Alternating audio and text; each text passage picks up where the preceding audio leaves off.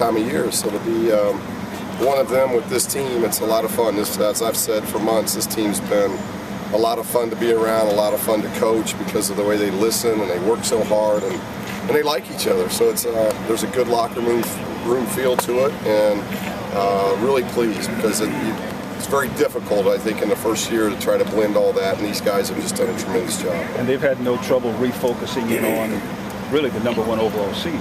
No, I don't think so. I don't think we've got a lot of issues going into it. Overlooking's not one of them.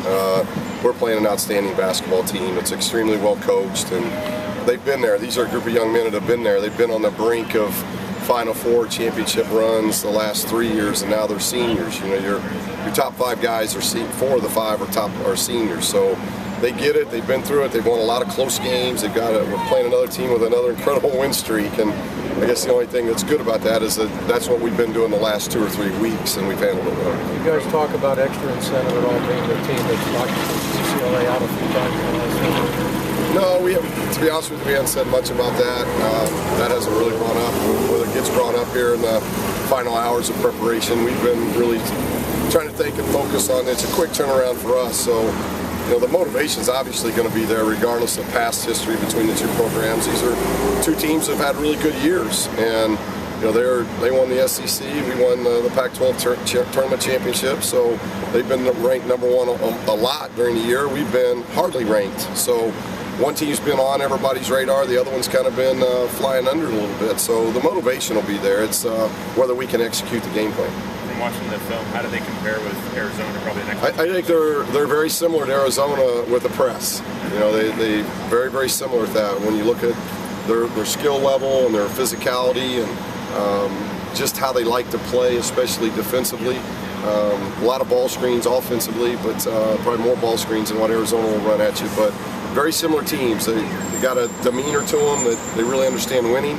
They just press more than what Arizona would. Is there a different feel or attitude considering you guys were favorites in the first 2 and now you're the underdogs? I didn't even know we were favorites in the first 2.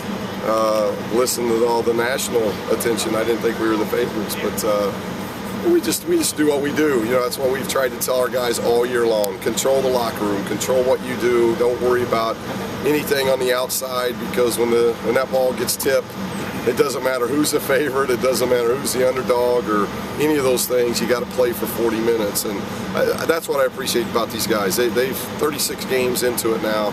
Their focus and their concentration level just keeps getting better, and that's good. Other than motivation, energy, that sort of thing, what's been the difference tangibly on defense? Is there anything in particular that you've noticed? No, I think it's just clicked. I think I've said it before. When you're doing it for 1 year, we haven't even quite been at 1 year, about a week away from being here 1 year. There's a lot of emphasis that you have to put in, and that's offense, defense, individual development that is huge for us. What we do in the classroom, the community projects. There's so much to do, and the guys have been terrific. I think it's taken them a while to execute the emphasis on the defensive end, and whether that was losing to Washington State or whatever it might have been, we went to the Pac-12 tournament and we left there a much better defensive team.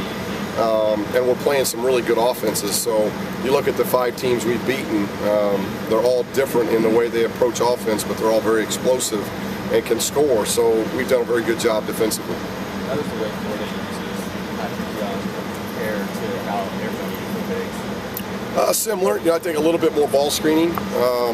And with their pressing, he can get out in transition a little bit more. You got a little bit more open floor, so we've got to do a good job handling the press. We've been a good ball handling team all year long. 3 turnovers in the last game in an NCAA tournament. That doesn't happen very often ever.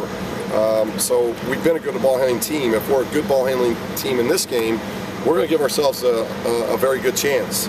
If we don't handle the ball well, then it could be a long night for us because their press is instrumental. And Young is the back end of that, and so we've got to do a good job. If we go to the rim, we're going to have to be strong with it because he does a very good job of protecting the rim. I was going to ask you about the turnover ratio. I mean, it's been great all year, but to do it in the postseason like you have, that really is amazing, isn't it? Well, you look at our 5 games in postseason, the tournament and now the NCAA tournament, we're averaging less than 10 turnovers a game. And you get late in the year when everybody seems to probably get a little bit more fatigued, and you get tired of the walkthroughs, you get tired of the film sessions. These guys just seem to be even more energized and want more, and that tells me there's great chemistry and they really like what they're doing and they like the individuals they're playing with. So there's a very good culture that's being created, and hopefully we can continue that because we're playing well right now and we like our chances. You guys have always had the length defensively, but what's been different about taking advantage of that, especially in the last 5 years? Our hands are up, we're active, we're being more active with our feet,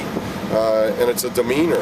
We got a different demeanor. I think early in the season it was more, hey, let's try to either get it out of the net or off the glass if they miss. Now it's a really deep demeanor and attitude of getting the defensive stop. And the guys have understand that when you miss or turn it over against us, we're pretty good about making you pay because we get down the floor so well. What do you tell your hardcore Bruin fans out there what they should expect to see? Hopefully what they've seen all year long. I don't think we're any different.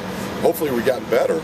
I think we're better now in mid to late March than what we were in December, obviously, but this has been a team that just continues grown all year long. We weren't going to be a perfect team in December, and I don't necessarily think we're a perfect team now, but if you're a Bruin fan, you should like what you see. These are kids that play extremely hard. They play very unselfish. They play together. They love how they're playing and the style that they're playing. And they're winning a lot of games. They've won 28 games and a championship. So I think you'd really enjoy following this team. I know as a coach, I really enjoy coaching.